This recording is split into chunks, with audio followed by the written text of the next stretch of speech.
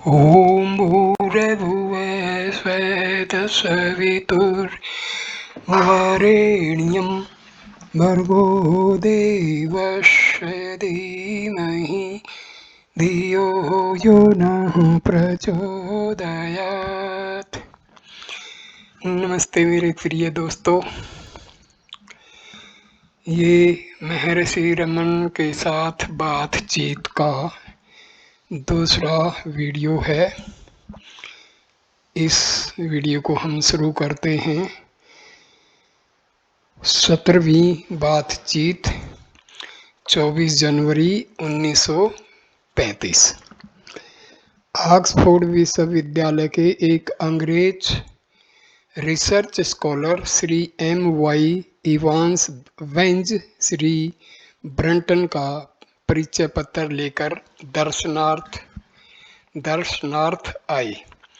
यात्रा की थकान होने के कारण उन्हें विश्राम की आवश्यकता थी। अनेक बार भारत आने के कारण वे भारत के रहन सहन से भली भांति परिचित हैं। वे तिब्बती भाषा सीख चुके हैं तथा तिब्बत के सबसे महान योगी मिलरेपा की जीवनी तथा मृतकों की पुस्तक तथा एक अन्य पुस्तक तिब्बत के गुप्त सिद्धांत का अनुवाद उनकी सहायता से हुआ। दोपहर में उन्होंने कुछ प्रश्न पूछने प्रारंभ किए। प्रश्न योग से संबंधित थे। वे जानना चाहते थे कि योग के आसनों को करने के लिए बाघ, हिरण आदि को उनके चरम के लिए मारना क्या उचित है। महर्षि, मन ही बाघ अथवा हरिण है। भक्त, यदि सब कुछ भ्रम हो तो जीवन ले सकते हैं क्या। महर्षि, भ्रम किसको है, उसकी खोज करो। वास्तव में अपने जीवन के प्रति अक्षण प्रति व्यक्ति आत्मा का हनन कर रहा है। भक्त, आसनों में कौन श्रेष्ठ है, आसनों में कौन सा श्रेष्ठ है। महर्षि, आसन कोई भी हो, जैसे सुखासन, कोई भी सरल आसान अथवा अर्ध बुद्धासन अच्छा है, परंतु ज्ञान मार्ग के लिए इन सब का कोई महत्व नहीं है। भक्त, क्या आसन से व्यक्ति के स्वभाव का आभास होता है। महर्षि, हाँ। भक्त, व्याघ्र चर्म, नंदा तथा हरिण चर्म के क्या क्या गुण व प्रभाव हैं। महर्षि, कुछ व्यक्तियों ने उनका अध्ययन कर उनका योग के ग्रंथों में वर्णन किया है। चुंबकीयता के संचालन पर संचालन से इनका संबंध है, पर ज्ञान मार्ग का इन चीज़ों से कोई संबंध नहीं। वास्तव में आसन का उद्देश्य आत्मा की अनुभूति तथा उसमें दृढ़ता पूर्वक स्थिर होना है। यह आंतरिक है। अन्य आसन बाह्य स्थितियों के वर्णन हैं। भक्त, ध्यान करने के लिए कौन सा समय सबसे उपयुक्त है। महर्षि, समय क्या वस्तु है। भक्त, आप ही बताइए वह क्या है। महर्षि, समय एक विचार मात्र है। अस्तित्व केवल उस सत्य का है। जो कुछ भी संकल्प आप करते हैं कि वह है, वह वैसा ही दिखता है। यदि आप इसे समय कहें तो यह समय है, यदि इसे आप अस्तित्व कहें तो यह अस्तित्व है, और इसी प्रकार इसे समय मानकर आप उसे दिवस तथा रात्रि में विभाजित कर लेते हैं तथा मास, वर्ष, घंटे एवं मिनट आदि में भी। ज्ञान मार्ग का समय से कोई संबंध नहीं, किंतु प्रारंभ में साधक के लिए इस प्रकार के कुछ अनुशासन एवं नियम आदि सहायक हो सकते हैं। भक्त, ज्ञान मार्ग क्या है। महर्षि, मन की एकाग्रता ज्ञान मार्ग तथा योग दोनों साधनों में समान रूप से आवश्यक है। योग का लक्ष्य जीव का ब्रह्म परम सत्य से एकीकरण है। यह सत्य कोई नवीन वस्तु नहीं हो सकती। यह तो अभी भी विद्यमान होना चाहिए और यह है भी। इसलिए ज्ञान मार्ग यह शोध करता है कि हमारा सत्य से वियोग क्यों कर हुआ। वियोग केवल सत्य से ही हुआ है। भक्त माया क्या है? महर्षि, माया किसको है? इसे खोज लो तो माया का लोप हो जाएगा। प्राय लोग माया के संबंध में जिज्ञासा करते हैं, किंतु माया किसको प्रभावित कर रही है इसकी परीक्षा नहीं करते। यह मूर्खता है। माया बाहर है तथा अज्ञात है, किंतु जिज्ञासा करने वाला ज्ञात है तथा अंतर में है। जो दूर है तथा अज्ञात है उसकी अपेक्षा जो अति समीप तथा अपने अंदर है उसकी खोज करो। भक्त, क्या महर्षि यूरोप वासियों के लिए किसी विशेष आसन की सलाह देंगे? महर्षि, आसन निर्दिष्ट किए जा सकते हैं, किंतु यह जान लीजिए कि आसन निर्धारित समय तथा इस प्रकार की अन्य सामग्री के अभाव में ध्यान वर्जित नहीं है। भक्त, क्या महर्षि विशेषतया यूरोप वासियों के लिए किसी विशेष पद्धति का निर्देशन करेंगे? महर्षि, यह साधक के मानसिक विकास के अनुसार ही होता है। वास्तव में कोई निर्धारित एवं निश्चित नियम नहीं है।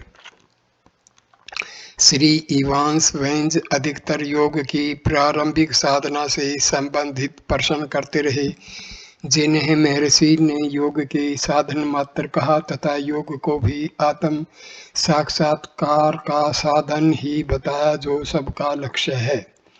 भक्त, क्या सांसारिक कार्य आत्म साक्षात्कार में बाधक हैं? महर्षि, नहीं। ज्ञानी की दृष्टि में केवल आत्मा ही एकमात्र सत्य है। कर्म तो आभास मात्र हैं, वे आत्मा को प्रभावित नहीं करते। ज्ञानी कार्य करते हुए भी स्वयं को कर्ता नहीं मानता।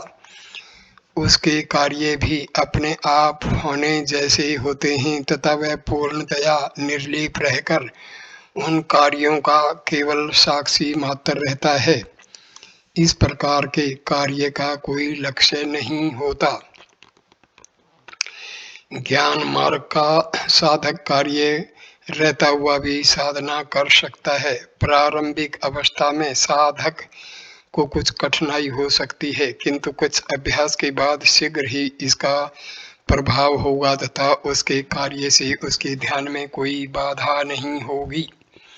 भक्त, अभ्यास क्या है? महर्षि, मैं की निरंतर खोज करो, जो कि अहम भाव का मूल स्रोत है। यह खोज करो कि मैं कौन हूँ। शुद्ध मैं ही सत्य है। वह परब्रह्म सच्चिदानंद है। उसको भूलने से ही सारे कष्ट एवं क्लेशों का जन्म होता है। जब इसको दृढ़ कर लिया जाए तो व्यक्ति दुखों से छुटकारा पा जाता है। भक्त, क्या आत्म साक्षात्कार के लिए ब्रह्मचर्य आवश्यक नहीं है? महर्षि, ब्रह्म में रहना ही ब्रह्मचर्य है। सामान्य धारणा में जिसे ब्रह्मचर्य समझा जाता है उससे इसका कोई संबंध नहीं। वास्तविक ब्रह्मचारी अर्थात ब्रह्म में ही स्थित रहने वाला तो ब्रह्म में ही सर्वानंद की प्राप्ति कर लेता है। वह ब्रह्म आत्मा से भिन्न नहीं, फिर आनंद के अन्य स्रोतों की खोज क्यों? वास्तव में आत्मा से भार होना ही सारे क्लेशों का मूल है। भक्त, क्या ब्रह्मचर्य पालन योग के लिए आवश्यक है? महर्षि, यह सही है। साक्षात्कार के अनेक साधनों में ब्रह्मचर्य भी एक साधन है। भक्त, फिर क्या यह अत्यंत आवश्यक नहीं? क्या विवाहित पुरुष आत्म साक्षात कर सकता है? महर्षि, निश्चय पूर्वक। यह तो मन की योग्यता का विषय है। विवाहित हो अथवा अविवाहित मनुष्य आत्म साक्षात कर सकता है, क्योंकि आत्मा यही है तथा अभी है। यदि ऐसा नहीं होता तो इसकी उपलब्धि कभी आगे होती एवं यह कोई नवीन वस्तु होती जिसे प्राप्त करना होता तो ऐसा प्रयास व्यर्थ ही होता, क्योंकि जो स्वाभाविक नहीं है वह स्थायी भी नहीं हो सकता। पर मैं ये कहता हूँ, आत्मा यहाँ है, अभी है तथा केवल उसी की सत्ता है। भक्त, ईश्वर सब में सर्वव्यापक है, अतः किसी को किसी जीव का जीवन नहीं लेना चाहिए। क्या हत्यारे का जीवन लेने का समाज का अधिकार उचित है? क्या राज्य भी ऐसा कर सकता है? ईसाई देश इस प्रकार विचार करने लगे हैं कि ऐसा करना उचित नहीं। महर्षि, हत्यारे को हत्या करने के लिए किसने प्रेरित किया? वही शक्ति उसे दंड देती है। समाज या राज्य तो उस शक्ति के हाथ में यंत्र मात्र हैं। तुम एक व्यक्ति के प्राण लेने की बात करते हो। युद्धों में असंख्य प्राणियों के जीवन जाते हैं, उसको क्या कहोगे? भक्त, ऐसा ही है, जीवन की हानि तो किसी भी प्रकार हो अनुचित ही है। क्या युद्ध उचित है? महर्षि, आत्मज्ञानी पुरुष के लिए जो सदैव आत्मा में ही स्थित है, इस लोक में अथवा तीनों लोकों में एक जीव की अथवा अनेक जीवों की अथवा सब जीवों की हानि से कोई अंतर नहीं पड़ता। यदि वह सबको नष्ट कर दे तो भी ऐसी शुद्धात्मा को कोई पाप स्पर्श नहीं कर सकता। महर्षि ने गीता के 18वें अध्याय का 17वां श्लोक उद्धृत किया। यस्य न अहम कर्तो भावो बुद्धिर्यस्य न लिप्यते हत्वापि स इमान् लोकान् हन्ति न निबध्यते। जो अहम के भाव से सर्वथा शून्य है, जिसकी बुद्धि संसार में लिपायमान नहीं है, यदि वह सब लोगों का भी संहार कर दे तो भी वह किसी को नहीं मारता और न वह अपने कर्मों के फल से ही बंधायमान होता है। भक्त, व्यक्ति के कर्म क्या उसके बाद के जन्मों पर प्रभाव नहीं डालते? महर्षि, क्या तुम अभी जन्मे हो? तुम दूसरे जन्मों की चिंता क्यों करते हो? यथार्थ में न तो जन्म है न मृत्यु है। जो जन्मा उसे मृत्यु तथा शांति देने वाले साधनों पर विचार करने दो। भक्त, महर्षि को आत्म साक्षात्कार में कितना समय लगा? महर्षि, यह प्रश्न इसलिए पूछा गया है कि नाम एवं रूप की प्रतीति हो रही है। यह प्रतीति अहम के स्थूल शरीर से तादात्म्य में कर लेने से उत्पन्न हुई है। यदि अहम स्वयं को सूक्ष्म मन से मिला लेता है, जैसा कि स्वप्नावस्था में, तो प्रतीति भी सूक्ष्म हो जाती है, परंतु सुषुप्ति में कोई प्रतीति नहीं होती। क्या उस समय भी अहम का अस्तित्व नहीं रहता? यदि नहीं रहता तो सुषुप्ति की स्मृति भी नहीं रहती। जो सोया था वह कौन था? अपनी सुषुप्ति में तुम नहीं कह रहे थे कि तुम सो रहे थे। यह तो तुम सब जागने पर कह रहे हो। इससे सिद्ध हुआ कि अहम का भाव जागृत, स्वप्न व सुषुप्ति में यथावत रहता है। इन अवस्थाओं की तय में जो सत्य आत्मा है उसे जानो। वही सत्य इन सब अवस्थाओं की तय में है। उस अवस्था में केवल अस्तित्व अथवा सत्ता है। वहाँ तू, मैं या वह नहीं है, न वर्तमान, भूत या भविष्य है। वह देश अथवा काल से परे है अथवा अनिर्वचनीय है, वह तो सदैव है। जिस प्रकार केले का वृक्ष फल देकर समाप्त होने से पहले मूल की शाखें बढ़ाता है एवं अन्यत्र रोपे जाने पर ये शाखाएं पुनः फलवती होकर यही कार्य पुनः करती हैं, इसी प्रकार प्रारंभिक युग के एवं अत्यंत प्राचीन समय के गुरु दक्षिणामूर्ति, जिन्होंने अपने ऋषि शिष्यों के संदेह मौन से निवारण किए थे, ऐसी शाखाएं छोड़ गए हैं जो कि निरंतर बढ़ रही हैं। गुरु उसी दक्षिणामूर्ति की शाखा है। यह प्रश्न ही नहीं उठता जबकि आत्मा का साक्षात्कार हो चुका है। भक्त, क्या महर्षि को निर्विकल्प समाधि होती है? महर्षि, यदि नेत्र बंद हों तो वह निर्विकल्प है, यदि नेत्र खुले हों तो वह सविकल्प है। यद्यपि उसमें कुछ अंतर है, फिर भी पूर्ण शांति रहती है। सर्वथा विद्यमान स्वाभाविक अथवा सहज समाधि की है। 26 जनवरी 1935। 18वां बातचीत। श्री इवांस वेंज ने पूछा, कुछ योगियों के पास चमत्कारिक सिद्धियां होती हैं, महर्षि का उनके बारे में क्या विचार है? महर्षि का उत्तर, सिद्धियां सुनने से या देखने से जो जानी जाती हैं, इस प्रकार वे मन के ही अक्षेत्र में हैं। श्री ब्रंटन मद्रास के एक योगी के विषय में कहते हैं, जो हिमालय स्थित अपने गुरु से संपर्क बनाए हुए हैं। महर्षि, यह कार्य सर्व परिचित टेलीपैथी से अधिक आश्चर्यजनक नहीं है। बिना श्रोता के टेलीपैथी तथा बिना दृष्टा के टेलीविजन संभव नहीं। दूर से श्रवण करने अथवा समीप से श्रवण करने में क्या अंतर है? महत्व केवल श्रोता का है। बिना श्रोता के श्रवण नहीं और बिना दृष्टा के दर्शन नहीं। भक्त, आपका निर्देश यह है कि मैं दृष्टा पर ध्यान दूं, दृश्य पर नहीं। महर्षि, दृष्टा और दृश्य तो मन के उदय होने के पश्चात ही भाषित होते हैं। दृष्टा, दृश्य एवं सिद्धियां भी मन में ही रहती हैं। भक्त, क्या अरुणाचल पर्वत पर ज्योतियों के प्रादुर्भाव का दर्शन हो सकता है? महर्षि, हाँ। भक्त, क्या कैलाश पर्वत, वाराणसी आदि पवित्र क्षेत्रों में जाने से कोई मनोवैज्ञानिक प्रभाव पड़ता है? महर्षि, हाँ, पड़ता है। भक्त, क्या काशी में देह त्याग से कुछ लाभ होता है? महर्षि, हाँ।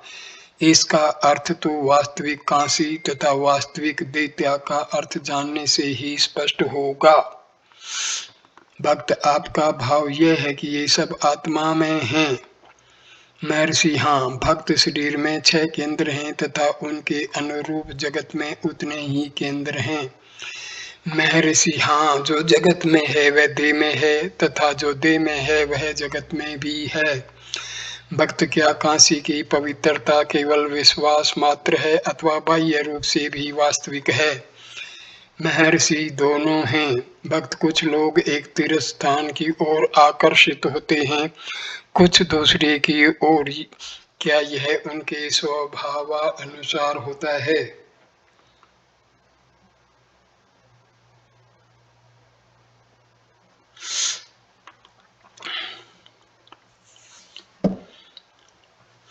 महर्षि, हाँ। तनिक विचार करो, तुम सब लोग भिन्न भिन्न स्थानों पर जन्म लेकर दूसरे देशों में निवास करने वाले आज यहाँ उपस्थित हुए हो। तुम्हें यहाँ किस शक्ति ने आकर्षित किया? यदि इसको जान लोगे तो दूसरी शक्ति को भी जान लोगे। 29 जनवरी 1935। 19वीं बातचीत। श्री ग्रांट डफ ने पूछा, स्मृति तथा विस्मृति कहाँ पर उपस्थित हैं? महर्षि, चित्त में। 30 जनवरी 1935। 20वीं बातचीत। श्री इवांस वेंज ने पूछा, क्या ज्ञानी के लिए एकांत आवश्यक है? महर्षि, एकांत मनुष्य के मन में है। संसार से घिरा हुआ होकर भी व्यक्ति मानसिक शांति बनाए रखने में समर्थ है, ऐसा व्यक्ति एकांत में है। दूसरा व्यक्ति वन में रहकर भी मन को वश में करने में असमर्थ हो सकता है, उसे एकांत में रहने वाला नहीं कहा जा सकता। एकांत मन का कार्य है। वासना में लिप्त रहने वाला व्यक्ति चाहे वह कहीं भी रहे, एकांत प्राप्त नहीं कर सकता। वासनाओं से निर्लिप व्यक्ति सर्वदा एकांत में है। भक्त, तब फिर कर्म करते हुए भी व्यक्ति वासनाओं से मुक्त होने से एकांत सेवन ही करता है, क्या ऐसा है? महर्षि, हाँ। फल की इच्छा से किया कार्य बंधन है, जबकि निष्काम कर्म कर्ता पर कोई प्रभाव नहीं डालता। कर्मरत रहता हुआ भी वह एकांत में है। भक्त, ऐसा कहते हैं कि तिब्बत में अनेक संत हैं जो एकांत में रहते हुए भी जगत का भारी उपकार कर रहे हैं, ऐसा कैसे हो सकता है? महर्षि, ऐसा हो सकता है। आत्म साक्षात्कार मानवता की सबसे बड़ी सहायता है। इसी के कारण वन में रहते हुए भी संत सहायक हैं, किंतु यह नहीं भूलना चाहिए कि एकांत केवल जंगलों में ही नहीं है। एकांत तो नगरों में और सांसारिक कार्यों से घिरे हुए होने पर भी संभव है। भक्त क्या यह आवश्यक नहीं कि संत लोगों से मिलें और उनकी सहायता करें। महर्षि केवल आत्मा ही सत्य है, संसार तथा अन्य वस्तुएं नहीं। आत्मज्ञानी पुरुष जगत को अपने से भिन्न नहीं देखता। भक्त तात्पर्य यह हुआ कि संत का आत्म साक्षात्कार मानवता के उत्थान में सहायक है, चाहे मानवता को इसका भान न हो। क्या ऐसा है? पूरी मानवता का कल्याण करता है पर मानवता को इसका भान नहीं होता। क्या ऐसा है? महर्षि हाँ, उपकार का भान नहीं होता पर फिर भी है। एक संत पूरी मानवता का कल्याण करता है पर मानवता को इसका भान नहीं होता। भक्त यदि वह अन्य व्यक्तियों से मिले तो क्या ठीक नहीं होगा? महर्षि मिलने को दूसरा कोई है ही नहीं, केवल आत्मा है और वही एकमात्र सत्य है। भक्त यदि 100 आत्मज्ञानी पुरुष हों तो क्या जगत का अधिक कल्याण नहीं होगा? महर्षि जब तुम आत्मा कहते हो तो असीम का जिक्र करते हो, पर जब तुम पुरुष कहते हो तो अर्थ को सीमित कर देते हो। केवल एक अनंत आत्मा है। भक्त हाँ हाँ मैं समझा। श्री कृष्ण ने गीता में कहा है कि अनासक्त होकर कर्म करना चाहिए तथा इस प्रकार का किया हुआ कर्म आलस्य की अपेक्षा उत्तम है। क्या यही कर्म योग है? जो कहा गया है वह श्रोताओं के स्वभाव के अनुकूल कहा गया है। भक्त यूरोप के लोगों की समझ में यह नहीं आता कि एक व्यक्ति एकांत में रहकर सहायक हो सकता है। वे ऐसा मानते हैं कि जो पुरुष संसार में कार्य कर रहे हैं केवल वे ही हितकर हो सकते हैं। यह भ्रम कब समाप्त होगा? क्या यूरोपीय मस्तिष्क इसी प्रकार भ्रमित होता रहेगा अथवा सत्य का साक्षात्कार भी कर पाएगा? महर्षि यूरोप अथवा अमेरिका की चिंता मत करो, ये देश तुम्हारे मस्तिष्क में ही हैं, अन्यत्र कहाँ है। अपनी आत्मा की अनुभूति कर लो, तब सबकी अनुभूति हो जाएगी। यदि तुम स्वप्न में अनेक व्यक्तियों को देखो तो जागने पर स्वप्न की स्मृति होने पर क्या तुम यह मालूम करते हो कि तुम्हारे स्वप्न के व्यक्ति भी जाग रहे हैं? भक्त महर्षि का संसार की माया के सिद्धांत के बारे में क्या मत है? महर्षि माया क्या है? वह केवल सत्य ही है। भक्त क्या माया का भ्रम नहीं है?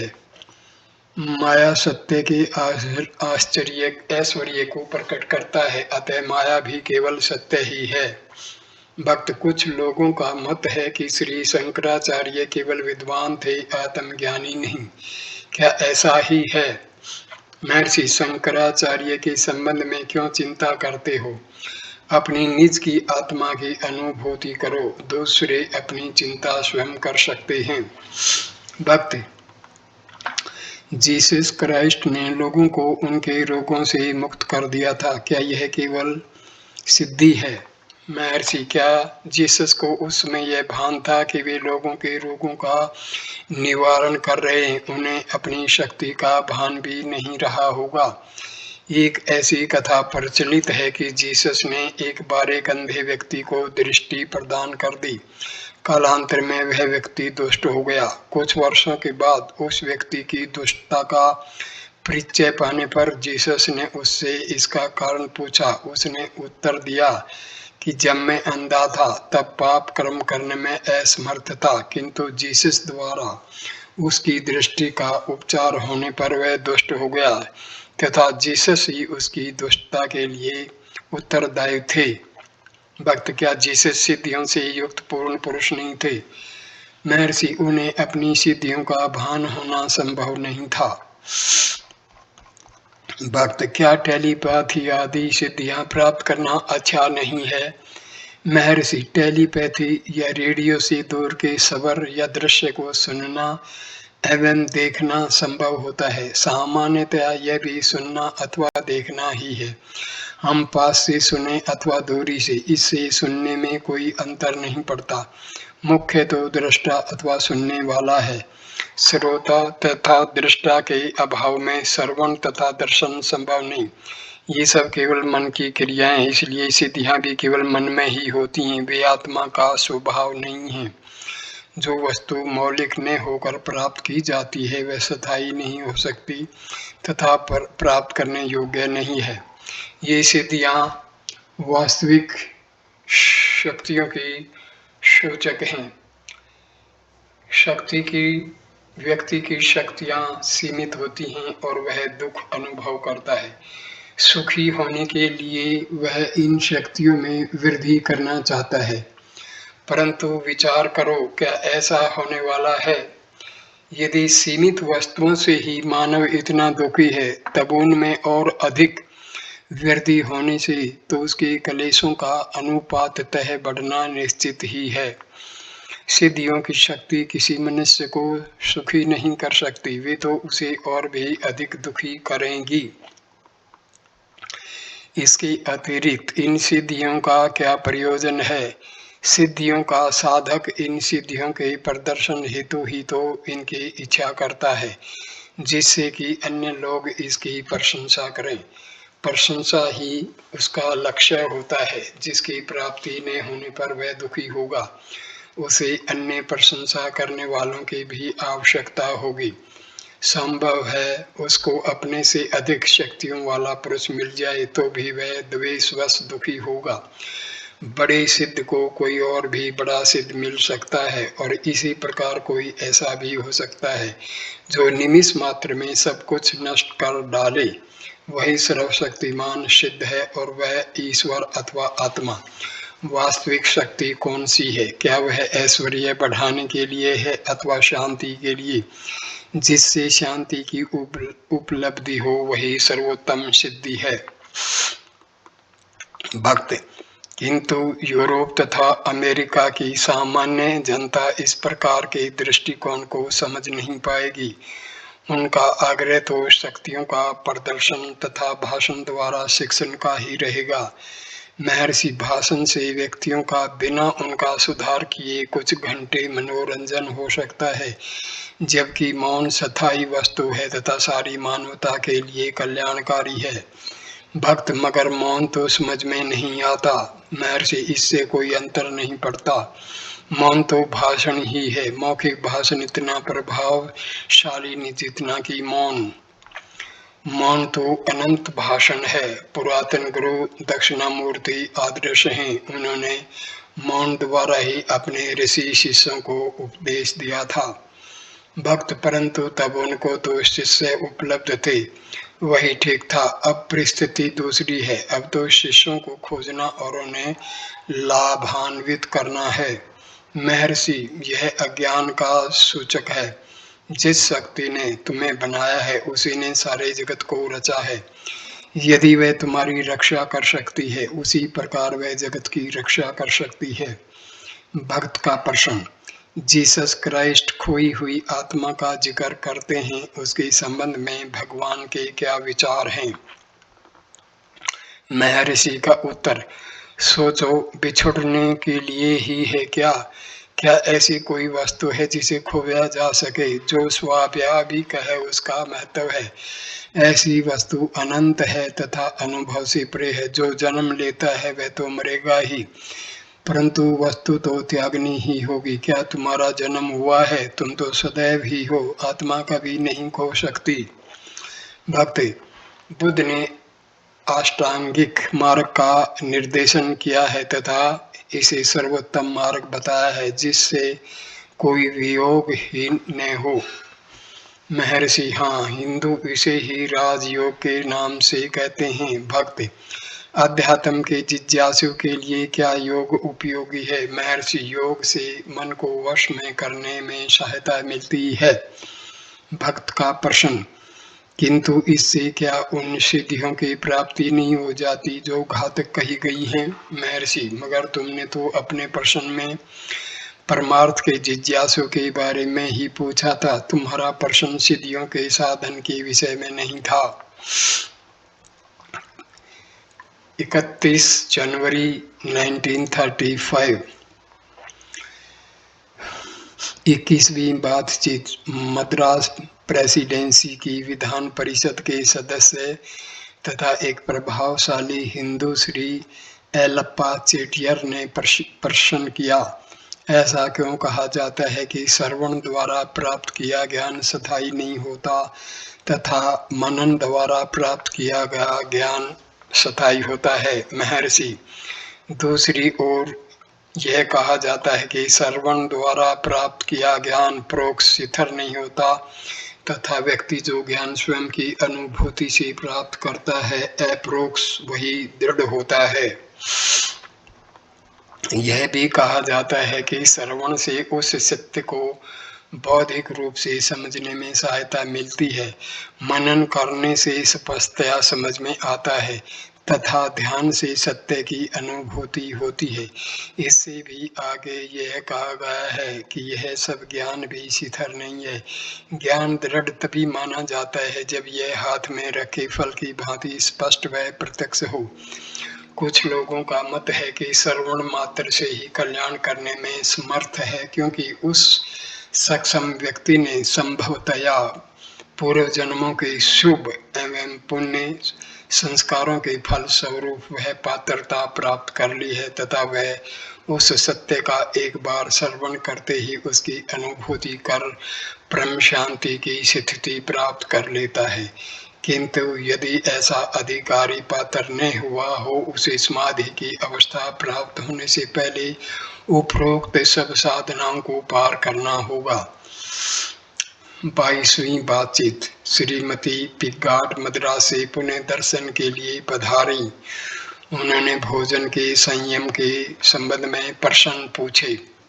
भक्त साधन के लिए जो आध्यात्मिक अभ्यास में लगा है, किस प्रकार का आहार निर्धारित है? महर्षि, सीमित मात्रा में सात्विक आहार। भक्त, सात्विक आहार क्या है?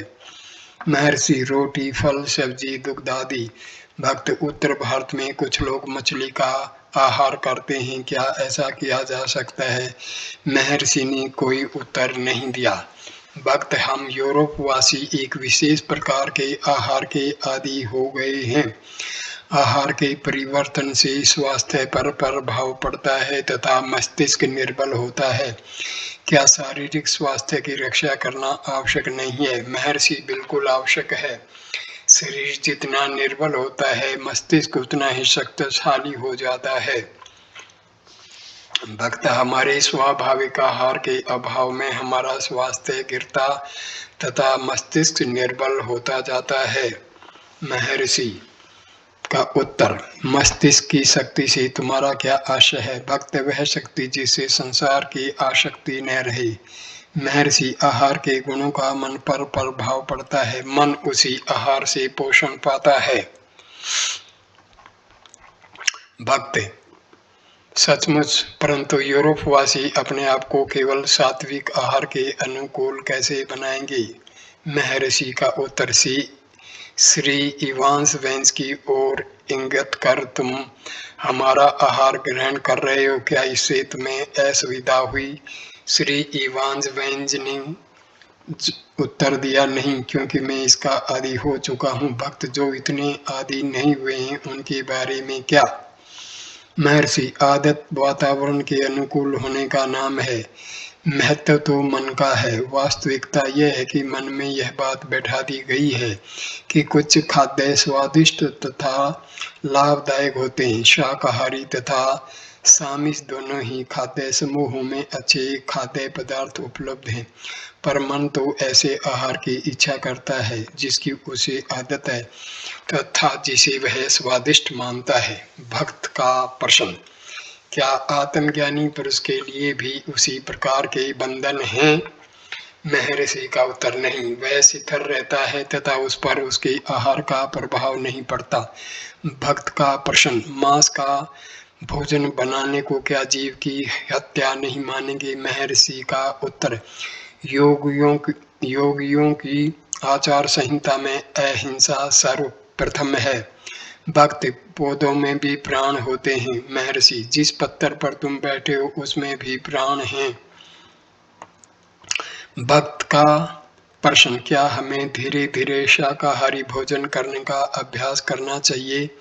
महर्षि, हाँ, यही मार्ग है। 2 फरवरी 1935। 23वीं बातचीत। अगले दिन श्री इवांस वेंज ने प्रश्न किया, क्या कोई एक से अधिक आध्यात्मिक गुरु कर सकता है? महर्षि, गुरु कौन है?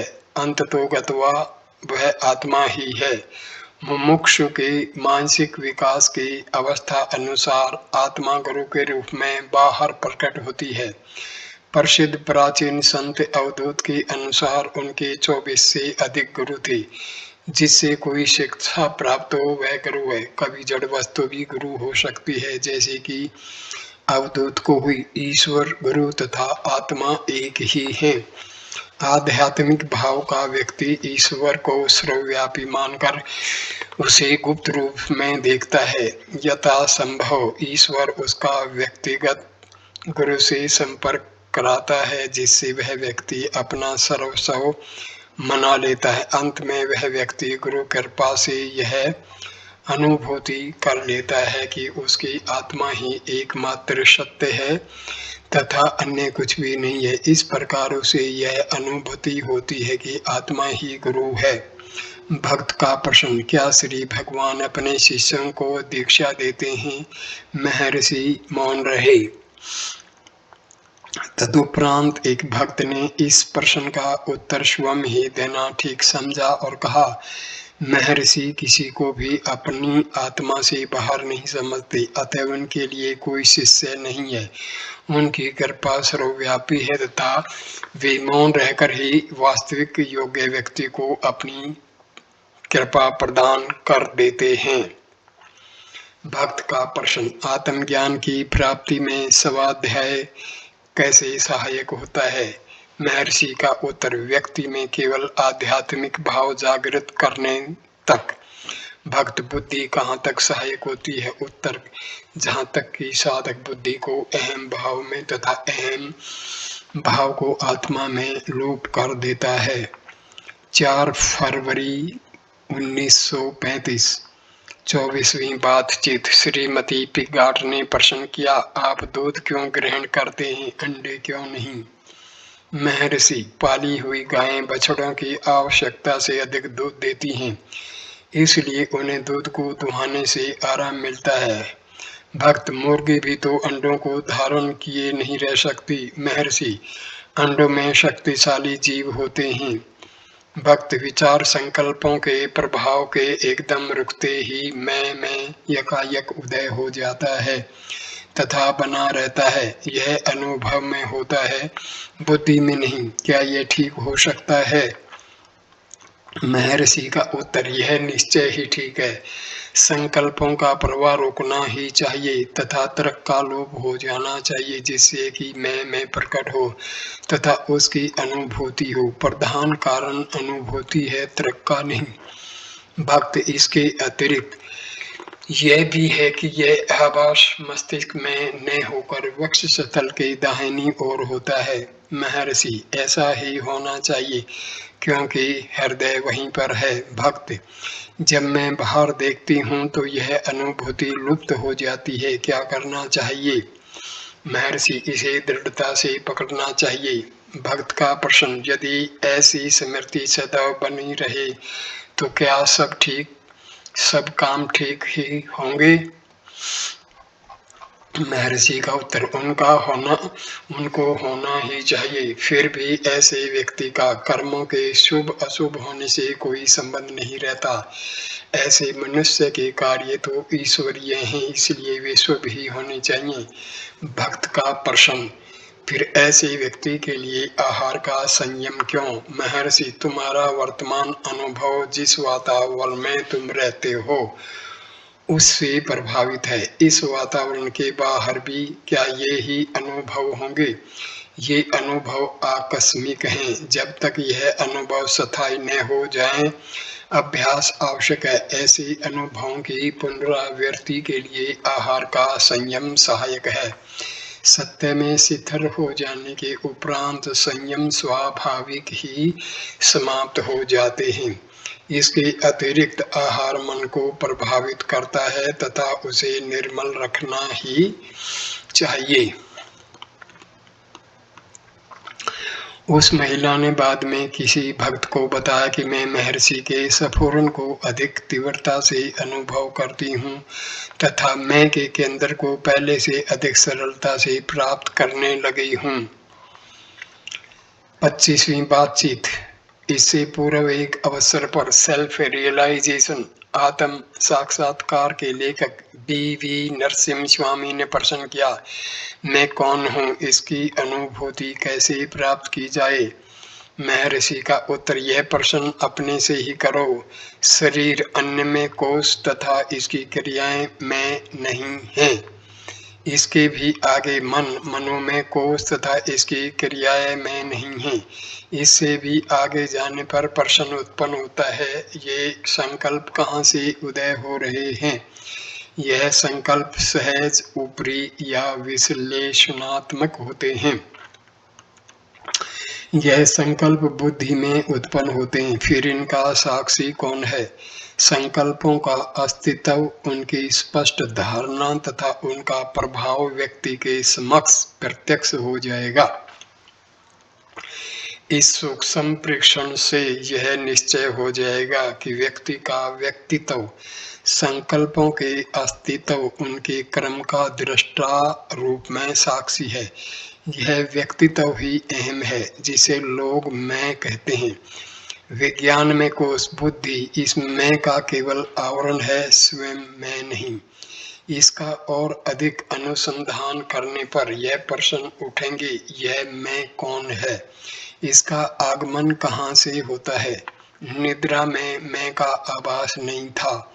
निद्रा से जागरण के साथ ही या तो सुषुप्ति स्वप्न में परिवर्तित हो जाती है अथवा जागृति में। अभी मैं स्वप्न की चर्चा नहीं करता। अब इस जागृत अवस्था में मैं कौन हूँ? यदि मैं निद्रा से उत्पन्न हुआ तो मैं अज्ञान से ढका हुआ था।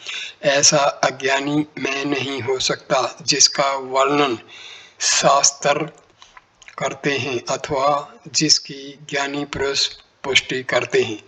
मैं सुषुप्ति से भी परे हूँ। यहाँ मैं अभी भी वही होना चाहिए जो मैं बराबर सुषुप्ति तथा स्वप्न में भी था, पर उन अवस्थाओं के स्वभाव से परे था। इसलिए मैं इन तीनों अवस्थाओं का असीमित आधार होना चाहिए, आनंद में कोश से भी परे।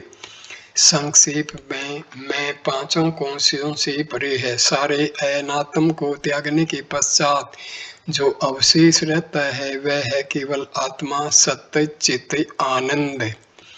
भक्त का प्रश्न, उस आत्मा को किस प्रकार जाना व अनुभव किया जाए? महर्षि का उत्तर, वर्तमान सृष्टि सिद्धांत के धरातल से परे हो जाओ। सबसे अलग आत्मा, अपने से पृथक जो अनात्म है, उसका अनुभव करता प्रतीत होता है, अर्थात दृष्टा दृश्य की अनुभूति करता है।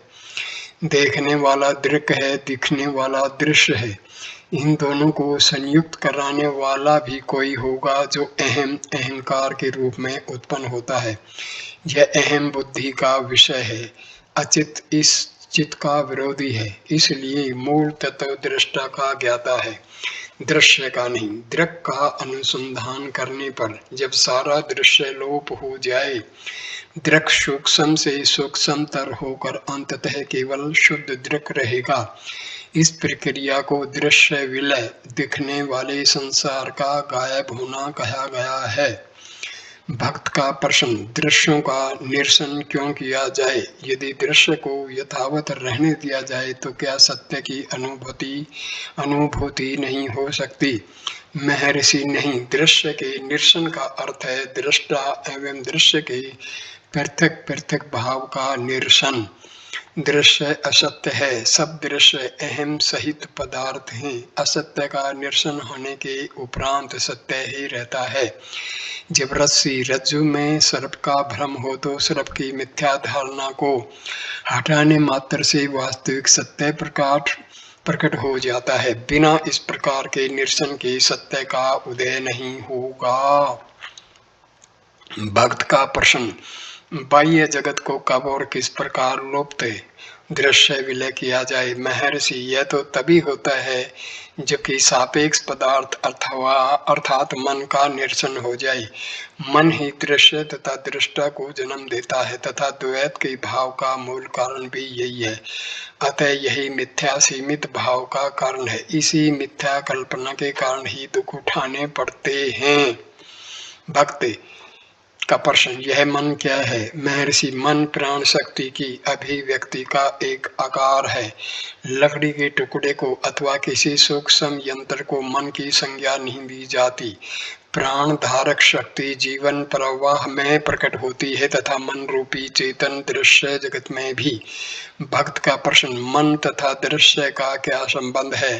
क्या मन स्वयं से भिन्न वस्तु अर्थात जगत से भी संपर्क करता है? महर्षि, जगत की अनुभूति जागृत अथवा स्वप्न अवस्था में होती है या इंद्रिया अनुभूति एवं संकल्प से होती है? दोनों ही मानसिक क्रियाएं हैं। यदि जागृत तथा स्वप्न की अवस्थाओं का अस्तित्व न होता तो जगत की अनुभूति भी न होती न अनुमान होता। सुषुप्ति में इस प्रकार की क्रियाएं नहीं होती तथा सुषुप्ति में हमारे लिए दृश्य तथा जगत का अस्तित्व नहीं होता।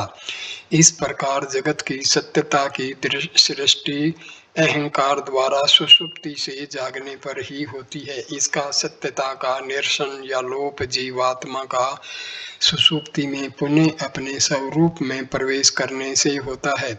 जगत का उदय तथा अभाव मकड़ी द्वारा जाला बनाने और उसे पुनः निगलने के तुल्य है।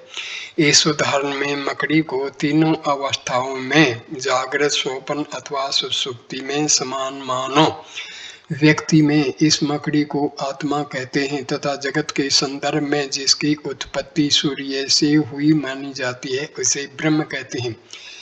स यश्चायं पुरुषे यश्चस अवादित्ये सह एक है। यह जो पुरुष में है और यह जो सूर्य में है सो एक है।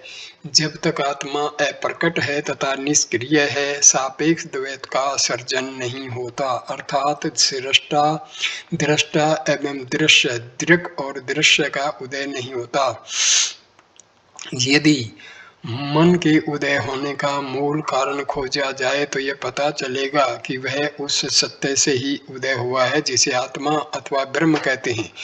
मन को सूक्ष्म शरीर अथवा संकल्प शरीर की संज्ञा दी गई है तथा जीव व्यक्तिगत आत्मा है। व्यक्ति का उदय ही जीव का सार है। व्यक्तित्व को ही जीव उपाधि के द्वारा उपाधि से पुकारा गया है। संकल्प अथवा मन इसी की एक अवस्था है अथवा एक प्रकार है जिससे कि जीव अपने को प्रकट करता है। इससे पूर्व का स्तर या अवस्था वनस्पति के जीवन के रूप में प्रकट होता है। मन सर्वथा जड़ पदार्थ से संबंध रहता है अथवा उसी धरातल पर क्रियाशील रहता है। मन का अपना कोई स्वतंत्र अस्तित्व नहीं है। इस प्रकार मन तथा भौतिक पदार्थ एक दूसरे के सहयोगी हैं अर्थात एक के बिना दूसरे का अस्तित्व कुछ भी नहीं है। इस वीडियो को मैं यहीं विराम देता हूँ। नमस्ते मेरे प्रिय दोस्तों, कृपा करके इस वीडियो को लाइक करना, कमेंट करना, शेयर करना और चैनल को सब्सक्राइब करना। अगला वीडियो नंबर 3 जो है 26वीं बातचीत से शुरू होगा। नमस्कार मेरे प्यारे दोस्तों।